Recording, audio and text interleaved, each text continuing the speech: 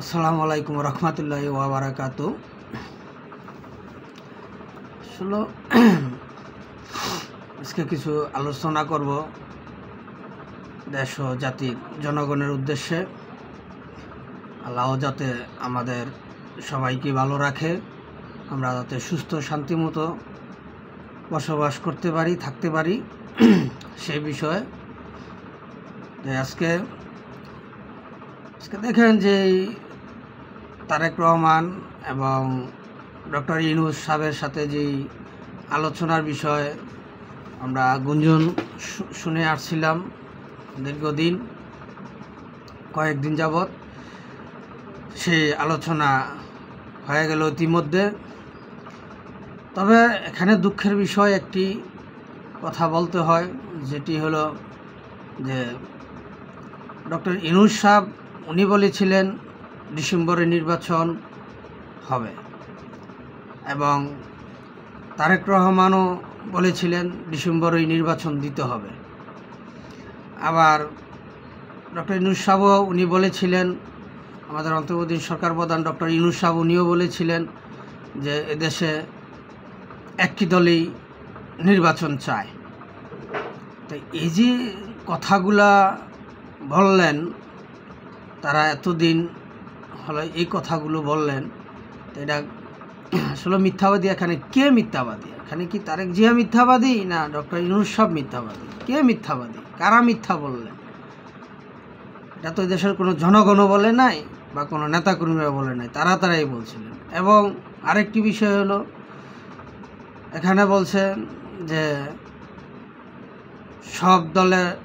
সব রাজনৈতিক দলকে নিয়ে ঐক্যমত্য হয়ে ডিসিশনের মাধ্যমেই তারা ডিসেম্বরে নির্বাচনের ডিসিশন নিয়েছেন, সবাই সমর্থন দিয়েছে। তো এখন আবার লন্ডনে বসে কিভাবে এককভাবে ডিসিশন করে ফেললেন, যে একাই ডিসিশন নিয়ে ফেললেন তারেক জিয়ার সাথে বসে যে ফেব্রুয়ারিতে নির্বাচন।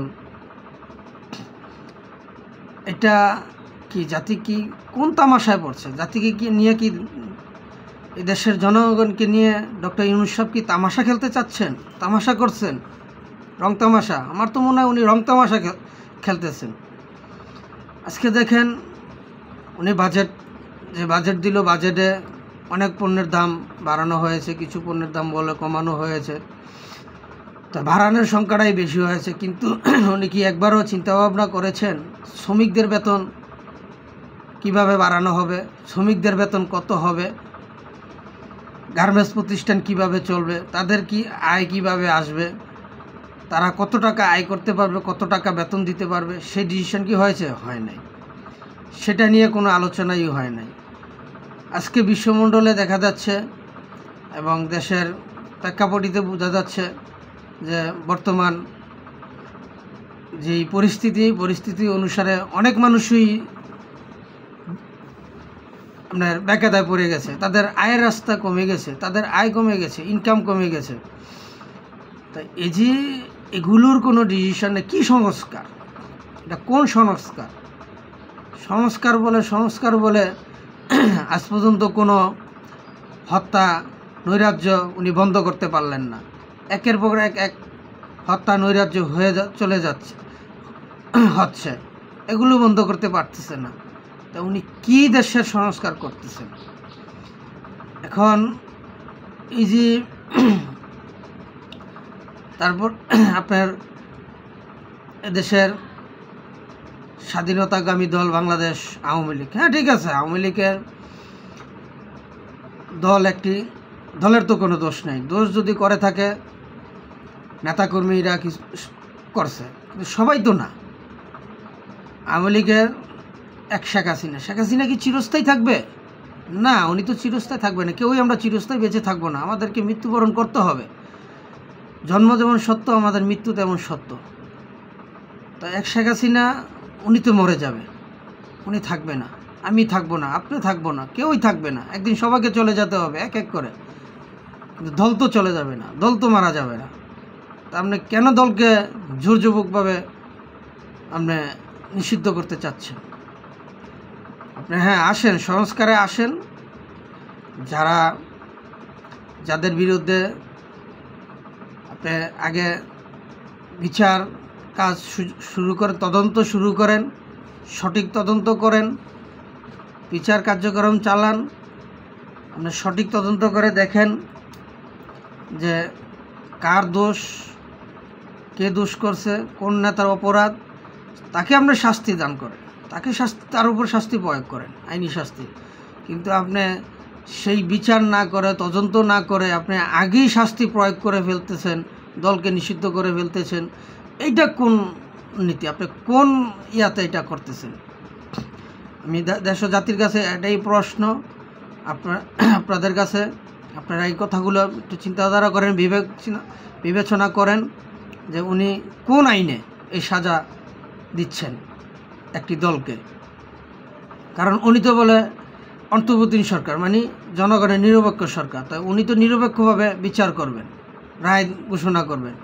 তা উনি সেটা না করে আপনার দোষী প্রমাণিত না হওয়া পর্যন্ত উনি আগেই আপনি রায় দিয়ে দিচ্ছেন। এটা কি বেআইনি হচ্ছে না? এটা কি মানবতার লঙ্ঘন হচ্ছে না? তারপরে দেখেন, এখানে উনি মাস্টার মাইন্ড হিসাবে পরিচয় করে দিলেন, এবং এখানে অনেক সমন্বয়ক, অনেক বিএনপির নেতা, জামাত নেতা, তারা ইতিমধ্যে বিভিন্ন জায়গায় তারা স্বীকৃতি দিয়েছেন, তারা বক্তব্য দিয়েছেন যে আইন সংবিধান যদি মানতেন তাহলে সরকার পতন ঘটানো সম্ভব হতো না। তাহলে তারাও তো অপরাধী। যারা মেট্রো রেল পুড়িয়েছেন, বিটিভি ভবনে আগুন দিয়েছেন, রেল স্টেশনে আগুন দিয়েছেন, গাড়ি ভাঙচুর করেছেন,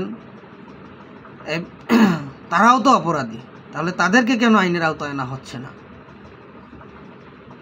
যারা ওপেনলি মিডিয়ার স্বীকৃতি দিয়েছে, এবং অনেক ভিডিও আমরা এই পর্যন্ত দেখতে পাচ্ছি, প্রকাশ হচ্ছে যে ছাত্রদেরকে পিছন থেকে, আড়াল থেকে গুলি করে হত্যা করা হয়েছে। যেমন মুগ্ধ, পানি নেবেন, পানি লন, এই যে মুগ্ধ, পানি খাবেন মুগ্ধ। তো সেই মুগ্ধ যে মারা গেল, তার গুলি লাগলো, কোথায় থেকে লাগলো? তার সামনে তো পুলিশ ছিল না, তাকে তো পুলিশ সরাসরি গুলি করে নাই সামনের থেকে। তার মাথায় গুলি লাগলো, কোথায় থেকে আসে গুলি লাগলো? মিছিলের মাঝখানে। সেটা কি আদৌ পর্যন্ত তদন্ত হচ্ছে সঠিক? না, সেটা সঠিক তদন্ত না করেই আওয়ামী লীগ সরকার প্রধান শেখ হাসিনা রূপে আওয়ামী লীগের নেতাকর্মীদের রূপের দোষ চাপিয়ে দেওয়া হচ্ছে। এখানে কি মানবতার লঙ্ঘন হচ্ছে না? এখানে কি আইনের শাসন ব্যাঘাত হচ্ছে না? অবশ্যই। তবে এদেশ 1971 সালে স্বাধীন হয়েছিল। বাংলাদেশের স্বাধীনতার স্থীপিত মুসলিম নেতা, বাংলাদেশের জাতির পিতা, জাতির জনক বঙ্গবন্ধু শেখ মুজিবুর রহমানের নেতৃত্বে, সকল মুক্তিযুদ্ধের চেতনায়, সকল ছাত্র জনতার আত্মত্যাগের বিনিময়ে, 30 লক্ষ শহীদদের বিনিময়ে, 2 লক্ষ মা বোনদের ইজ্জতের বিনিময়ে এই দেশ স্বাধীন হয়েছিল। এই দেশ মুক্তিযুদ্ধের সপক্ষের স্বাধীন বাংলাদেশ। এই দেশ কারো বাপের দেশ না।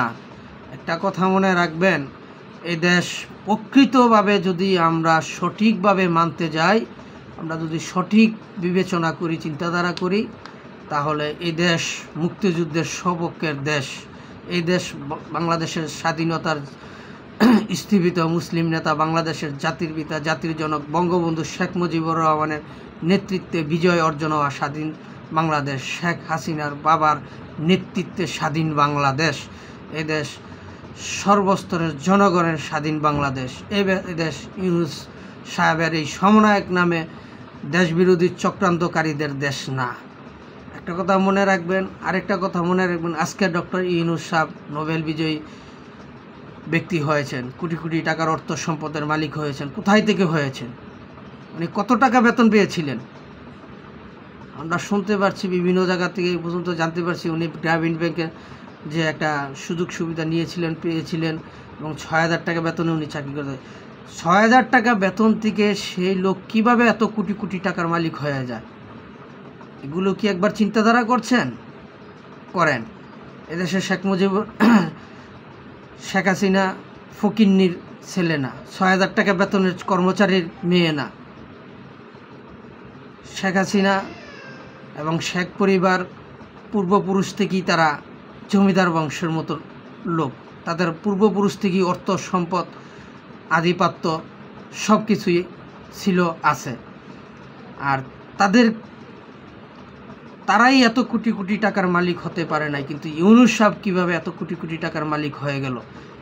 একবার আপনারা চিন্তাধারা করেন, তাহলেই আপনারা এই দেশের জনগণ বুঝতে পারবেন এই দেশে কী নৈরাজ্য চলছে, কি দুর্নীতি চলছে, দেশ কোন দিকে নিয়ে যাওয়ার পায়তারা চলছে। আজকে এই পর্যন্তই, এই বলি শেষ করলাম। আমার কথায় যদি কোনো ভুল ত্রুটি হয়ে থাকে, দয়া করে আমাকে ক্ষমার দৃষ্টিতে দেখবেন, আমার ভুলগুলো সংশোধন করার আমাকে সুযোগ দিবেন। আজকে এই পর্যন্তই, এখানেই শেষ করলাম। জয় বাংলা, জয় বঙ্গবন্ধু, জয় হোক সর্বস্তরের জনগণের। আবারও জিতবে আবার নৌকা, ইনশাআল্লাহ।